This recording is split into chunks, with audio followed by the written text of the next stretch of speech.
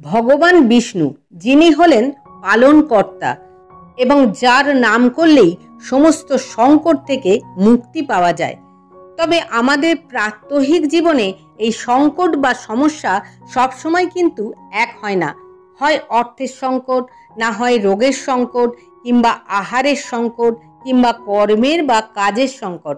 এক কথায় সংকট বা সমস্যা নানা ধরনেরই হয় বা হতে পারে। আর এই সংকট থেকে বাঁচান যে ভগবান বিষ্ণু, তিনি কিন্তু অনেক নামে পরিচিত এবং তার কিছু নির্দিষ্ট নাম আছে যা নির্দিষ্ট সময় জপ করলে সুফল পাওয়া যায় অনেক বেশি। তাই বিষ্ণুর কোন নাম কখন কোন পরিস্থিতিতে জপ করতে হবে সে বিষয়ে শাস্ত্রে একটি শ্লোক রয়েছে। আজ এই নিয়েই আমাদের এই ভিডিও।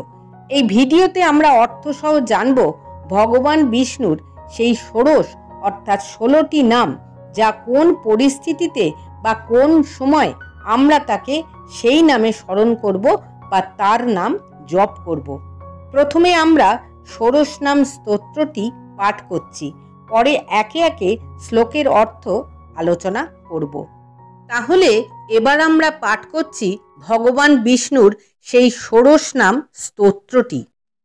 ঔষধে চিন্তয়েৎ বিষ্ণুং ভোজেন চ জনার্দনং শয়নে পদ্মনাভং চ বিবাহে চ প্রজাপতিং যুদ্ধে চক্রধরং দেবং প্রবাসে চ ত্রিবিক্রমং নারায়ণং তনুত্যাগে শ্রীধরং প্রিয় সঙ্গমে দুঃস্বপ্নে শরগোবিন্দং সংকটে মধুসূদনং কাননে নরসিংহং চ পাবকে জলশায়িনং জলো মধ্যে বরাহং চ পর্বতে রঘুনন্দনং গমনে বামনং চৈব সর্বকার্যেষু মাধবং ষোড়শৈতানি নামানি প্রাতুরুত্থায় যা পঠেৎ সর্বপাপহরং পূর্ণং বিষ্ণুলোকে মহীয়তে।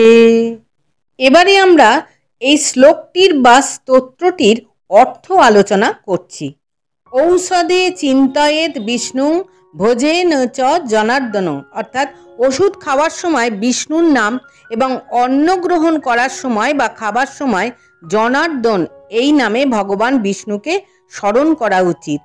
শয়নে পদ্মনাভং চ বিবাহে চ প্রজাপতিং, অর্থাৎ ঘুমোতে যাবার সময় বা শয়নকালে পদ্মনাভ এই নাম এবং বিবাহের সময় প্রজাপতি এই নাম স্মরণ করা উচিত। যুদ্ধে চক্রধরং দেবং প্রভাসে চ ত্রিবিক্রমং, অর্থাৎ যুদ্ধের সময় বিষ্ণুর আর এক নাম চক্রধর, সেই নামে তাকে স্মরণ করা উচিত এবং যাত্রাকালে ত্রিবিক্রম এই নামে ভগবান বিষ্ণুকে স্মরণ করা উচিত।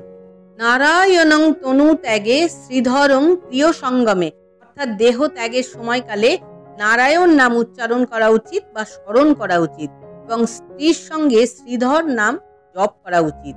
দুঃস্বপ্নে শরগোবিন্দং সংকটে মধুসূদনম, অর্থাৎ ঘুমের সময় খারাপ স্বপ্ন দেখলে গোবিন্দ নামে ভগবান বিষ্ণুকে স্মরণ করা উচিত এবং সংকটের সময় বা সমস্যার সময় মধুসূদনের নাম স্মরণ করা উচিত। কাননে নরসিংহং চ পাবকে জলশায়িনং, অর্থাৎ জঙ্গলে কোনো সংকটে পড়লে বিষ্ণুর নৃসিংহ নাম জপ করা উচিত এবং অগ্নির বা আগুনের সংকটে পড়লে জলশায়িন এই নামে স্মরণ করা উচিত ভগবান বিষ্ণুকে, যেহেতু ভগবান বিষ্ণু জলে শয়ন করেন।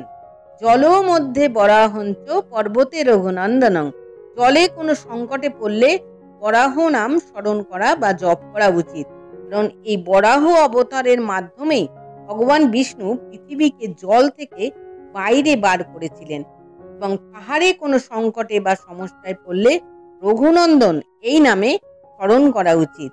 গমনে বামনং চৈব সর্বকার্যেষু মাধবং, অর্থাৎ গমনের সময় বামন নাম জপ করা উচিত এবং অন্য সমস্ত কাজ শেষ করার পর মাধব এই নাম জপ করা উচিত। ষোড়শৈতানি নামানি প্রাতুরুত্থায় যা পঠেৎ সর্বপাপহরং পূর্ণং বিষ্ণুলোকে মহীয়তে, অর্থাৎ বিষ্ণুর এই ষোড়শ নাম বা 16টি নাম যে ব্যক্তি সকাল সন্ধ্যায় পাঠ করেন সেই ব্যক্তি প্রতিদিনের যে কোনো সংকট বা সমস্যা থেকে মুক্তি লাভ করেন এবং পাপমুক্ত হন। তাহলে বন্ধুরা, আজ এই পর্যন্ত। ভিডিওটি ভালো লাগলে লাইক করুন, শেয়ার করুন। সকলে ভালো থাকুন, আনন্দে থাকুন আর চ্যানেলটি সাবস্ক্রাইব করে আমাদের পাশে থাকুন।